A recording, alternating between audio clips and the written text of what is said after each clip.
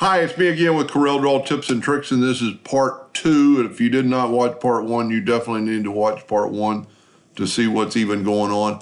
And I think this is really going to work. But as I said earlier, you're going to have to be some sort of artist.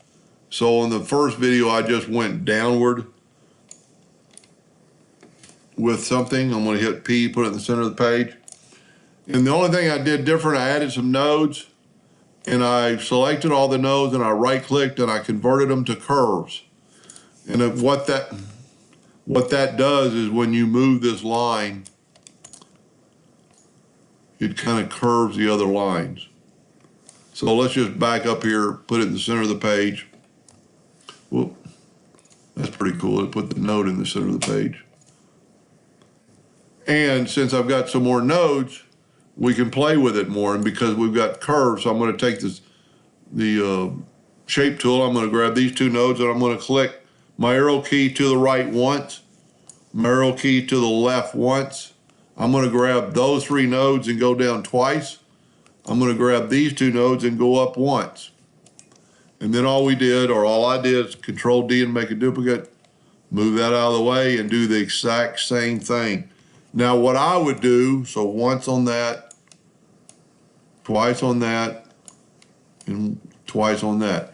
What I would do is I would cut about 3 of these out and then stack them up, because you want, as you can see, they're stair-step really minute. You don't want anything drastic. Now this could be sanded, and it probably was, but at first I thought that was a chair.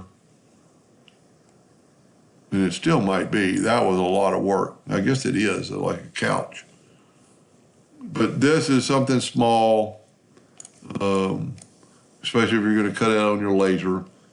And then, so I would cut out about 3 of them. And this is just my suggestion. I have no clue. Cut about 3 of them out and glue them up, or stack them on top of each other, just to see if you've got too much movement. If you've got too much movement, maybe change that just to once. And then when you do that, you're going up with some and down with some more, so you get this effect. And then I would do 10 of them and see what it looks like, and then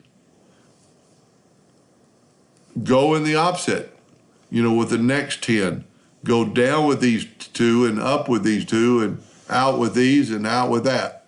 So you would kind of get a flow effect, almost like this is. So start on one end, but make sure you do an even, well, I'm just guessing here, do an even amount. So like if you go here and go there with 10, make sure you go 10 the opposite direction so it kind of floats back. That's a pretty cool project. When it cools off this year, it's really hot in Central Texas. I might dabble in this a little bit, but you can see your lines. Anyway, I hope that helped them a little bit. Thank you for watching.